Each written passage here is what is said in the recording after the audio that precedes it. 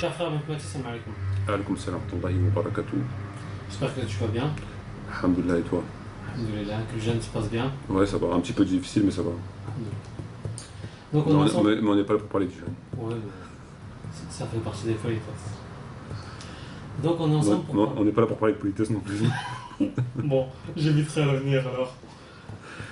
Donc on est ensemble pour parler d'un livre que tu as entrepris de corriger. Moi, je pensais qu'on était ensemble pour parler d'encore un petit peu de Tarawih.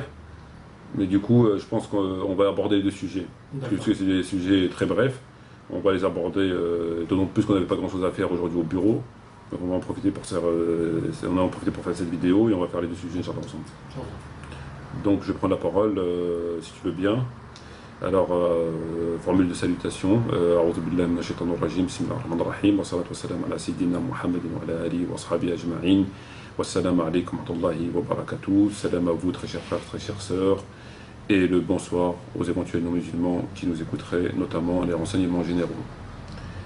Alors, donc cette vidéo a pour vocation d'aborder deux sujets, lesquels ont un rapport direct avec le Tarawih. Alors, comme on a pu le constater hier, on a fait une vidéo sur les Tarawih suite à un article qui a été écrit par un docteur, non pas en théologie mais en médecine, lequel avait pour vocation de corroborer ma théorie.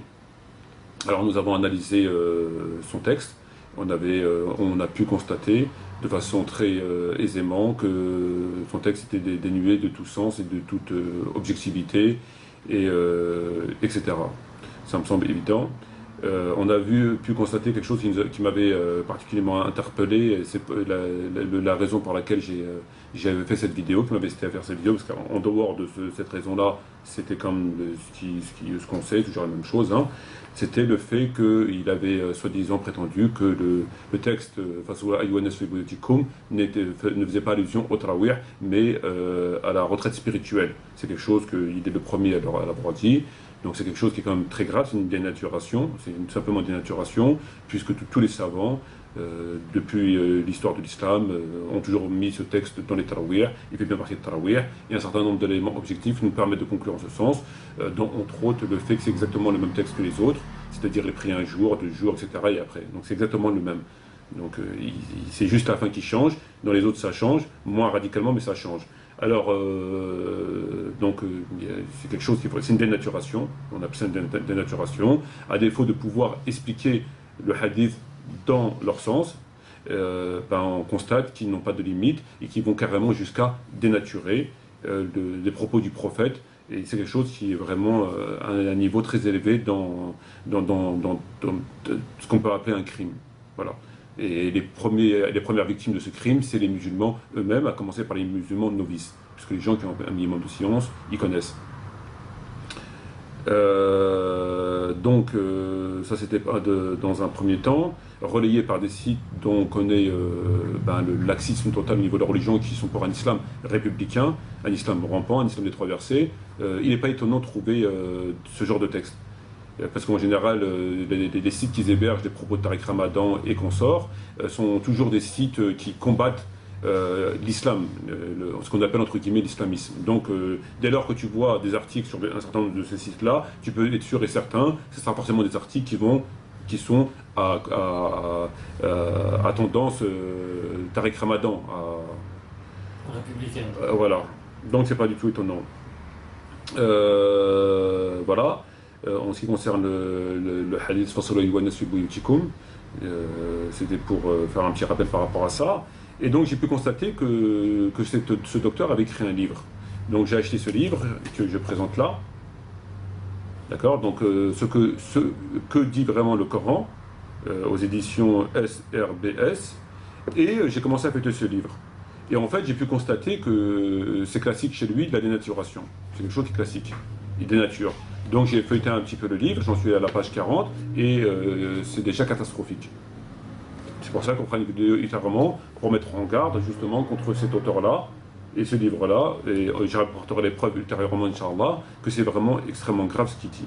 Bon, si on a le temps à la fin, parce que le sujet initial c'est les tarawih, on reviendra sur cette dénaturation que j'ai découverte, on reviendra sur le reste du livre, dans d'autres vidéos, si Dieu le veut, pour montrer un petit peu, pour mettre à la portée des gens la gravité des propos de ce monsieur docteur Ajami. Alors maintenant, on va revenir sur la question des tarawih. J'ai acheté un livre qui est très connu, qui est un livre de fiqh, qui s'appelle Al-Mourni, qui est écrit par Shams ad-Din ibn Qudayma, et donc Al-Maqdisi. Et donc, dans ce livre-là, on a un passage qui parle donc des tarawih. Très bien. Dans ce passage-là qui parle des tarawih, on pourra lire Waqala Malik wa Shafi'i. Donc, Malik et Shafi'i ont dit Qiyam Ramadan liman qawi fi bayti ahab ilayna. La veillée nocturne dans la maison, pour celui qui le peut, est préférable pour nous. Pour nous, c'est-à-dire Shafi'i et Malik. Et après, il donne la raison, donc il cite le hadith de Zayd ibn Sabit, Fasalu ayyunas fi buyutikum. Donc, ce référence au hadith Fasalu ayyunas fi buyutikum, l'imam Malik et Shafi'i, rahimahullah, ils disent que pour eux, il est préférable que l'homme, le musulman, prie chez lui s'il le peut. Très bien. Alors là, c'est très bien. C'est très bien, c'est que déjà, ils infirment le fait que ce soit une sunna. C'est-à-dire que le prophète l'a faite. Dans la mesure que si c'est une sunna, il y a forcément une sunna muakkada, ils ne vont pas dire que c'est mieux de prier à la maison, puisque c'est une sunna. D'accord? Si on dit que, je ne sais pas moi, la prière de salutation de la mosquée est une sunna, on ne peut pas dire ensuite, il est préférable de la faire chez soi, etc. etc. Donc, si c'était une sunna, il n'irait pas chez soi. Donc il rentre en contradiction de façon pas radicale, mais il rentre quand même en considération avec la position qui fait que ce soit une sunna. Parce qu'ils disent priez chez vous. Premier point. Et ils ne se citent pas au contraire. Et là où ça ne va pas, c'est qu'il y a un problème dans l'analyse de cette phrase de l'imam Shafi'i et Malik. C'est quoi l'ambiguïté, le souci, l'incohérence? C'est que ils se basent, Shafi'i et Malik, ils se basent pour dire, selon, à cause, au nom de Fasalu ayyunas fi buyutikum, priez aux gens dans vos demeures, il est donc préférable, pour celui qui le peut, donc il faut bien signer, de prier chez soi. Mais l'incohérence semble évidente. Pourquoi? Le prophète Mohammed, donc il reconnaît ce hadith, il le classe donc de tarawih, etc. On est d'accord. Donc ils le reconnaissent, ils le mettent en avant et ils l'analysent. Et donc au nom de ce hadith, ils disent fa salou, etc. Au nom de ce hadith. Maintenant, là où il y a un problème, c'est que, à partir du moment où ils ont pris ce hadith, dans le hadith, le prophète, il a dit Fasalou fi buyutikum, fa inna afdal salat al-mar'i fi baytihi. D'accord? Il a maktuba. Donc le prophète dit aux gens, priez dans vos demeures, car la meilleure prière pour un homme est chez lui, mis à part salat al-maktuba. Fasalou ayyunas fi buyutikum, fa inna afdal salat al-mar'i fi baytihi illa maktuba. Donc, le prophète dit priez chez vous, à part la prière maktuba, c'est-à-dire parmi les 5 prières. Très bien. Le prophète, il n'a pas parlé pour celui qui peut ou qui ne peut pas. Il a donné un impératif. Fassallu, c'est un impératif. C'est pourquoi, dans la traduction de Houdas, il dit dorénavant. Fassallu, dorénavant, priez chez vous. Alors que le mot dorénavant n'est pas dans le texte arabe. Cependant, comme étant un bon traducteur, le fassallu renvoie à un impératif. Fassallu ayyuhannas. Donc, pour bien appuyer le fasallu, il met dorénavant. Ce qui dénature en rien le texte, bien au contraire, ce qui donne une portée de l'impératif. Ce qui est très bien. Donc, le prophète, dans le texte, il dit, c'est un ordre, c'est un impératif. Il donne pas, c'est pas un conseil, c'est pas une recommandation. Et il dit la raison pourquoi il faut prier chez soi. Il dit parce que c'est mieux. Si tu veux des hasanat, prie chez toi. Tu es musulman, tu recherches le paradis, tu veux des hasanat. Donc, entre la prière qui est meilleure chez toi ou la prière à la mosquée, le prophète te dit c'est chez toi. Pourquoi? Tu iras gagner moins de hasanat en priant à la mosquée. On est d'accord? Bon.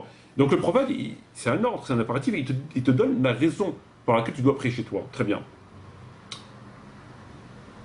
En quoi c'est un rapport avec pour celui qui le peut?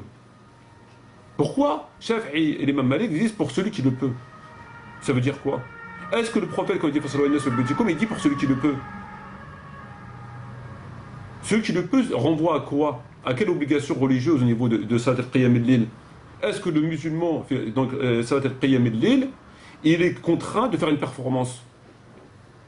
Est-ce qu'il y a un enjeu de médaille? Ou de nombre de rak'a? Non. Donc, pour celui qui le peut, qu'est-ce qu'il a à voir là-dedans? Le prophète, il n'a pas demandé de lire tout le Coran. Ça n'existe pas. Si c'était le cas, on peut dire pour celui qui le peut. Donc, tu sais pas, bon, ok. Mais là, il n'y a aucun enjeu. Il demande au prophète Mohammed de faire Qiyam al-Lil pendant le mois du Ramadan, la veille nocturne, en faisant la prière, salat, et dhikr, etc. C'est pas forcément la prière. Donc, pourquoi pour celui qui le peut? Pourquoi comment je pourrais dire ça?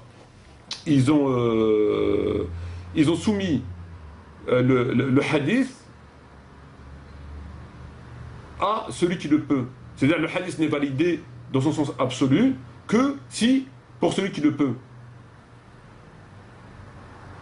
Tu vois? Ils ont rendu le hadith tributaire de pour celui qui le peut. Alors que pour celui qui le peut n'existe pas. C'est ou bien tu prends le hadith et tu le respectes, ou bien tu ne le prends pas. Mais tu ne peux pas le prendre et le comprendre et de dire pour celui qui le peut et le rendre tributaire de pour celui qui le peut. Parce que pour celui qui le peut n'existe pas. Il est où? Si on demande en quoi les musulmans sont appelés à faire une performance durant le Qiyam al-Ramadan, en quoi? Il n'y a pas de condition pour... Il n'y a aucune condition. Il n'y a aucune condition. Le Qiyam al-Layl, c'est la veille nocturne, et durant les 10 dernières nuits, pour celui qui veut faire i'tikaf, c'est-à-dire la retraite spirituelle, il peut le faire dans la mosquée, en faisant la prière et ce qu'il veut. C'est-à-dire les ibadat, des adorations. C'est tout. C'est tout, il n'y a que ça. Il n'a jamais été demandé à quelqu'un de faire une performance, etc. Il n'y a pas de ça. Donc pourquoi eux te disent, pour nous c'est préférable de faire chez soi, à condition que tu le peux. Pourquoi? Il est où je ne comprends pas. Le prophète a dit, il n'a pas dit pour celui qui le peut. Et à côté de ça, il n'y a pas de hadith qui disent, il faut lire tout le Coran, ou il faut... il n'y a pas. Donc, ça n'a rien à voir. Donc on voit bien que l'imam Shafi'i et l'imam Malik ont quand même fait un pas considérable en allant à contresens du sunnisme, du néo-sunnisme, qui fait que c'est une sunna muakkada, etc., en disant c'est mieux de la faire chez soi. Mais ils n'ont pas été au fond de la réelle position qui dit c'est pas que c'est mieux, c'est que tu dois. Et non pas que c'est mieux, c'est que tu dois. Et tu dois au nom de Fasalu Younes fi Buyutikum. À partir du moment où tu prends ce hadith qui est dans Bukhari, dans Muslim, et qui est bien en rapport avec le tarawih, etc., ou tu l'appliques, ou tu l'appliques pas. Donc si tu l'appliques, il faut l'appliquer. Sinon tu dis il est faux, tu dis ce que tu veux. Tu peux. On a vu qu'il y a des champions des effets spéciaux, etc., qui sont là pour voilà. Donc à partir de là, il y a un problème. Il y a un problème parce qu'il est strictement rien demandé aux musulmans à part de faire Qiyam al-Layl. Donc il y a pas pour celui qui le peut n'a rien à voir avec la question. Absolument aucun rapport. Et donc on voit bien qu'ils n'ont pas été au fond, mais ils ont quand même fait un pas, qui est à l'opposé de ce qu'on connaît aujourd'hui, c'est-à-dire c'est une sunna muakkada, et hasanat. Et enfin pour terminer, c'est que il est clair que tu ne peux pas obtenir des hasanat si tu vas à l'encontre de la loi sharia, du Coran ou du prophète.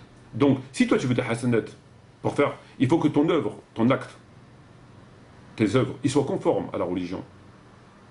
Tu ne peux pas avoir des hasanat vis-à-vis d'Allah si tu fais une prière à l'envers, dénaturée, etc., etc. C'est évident. Bon.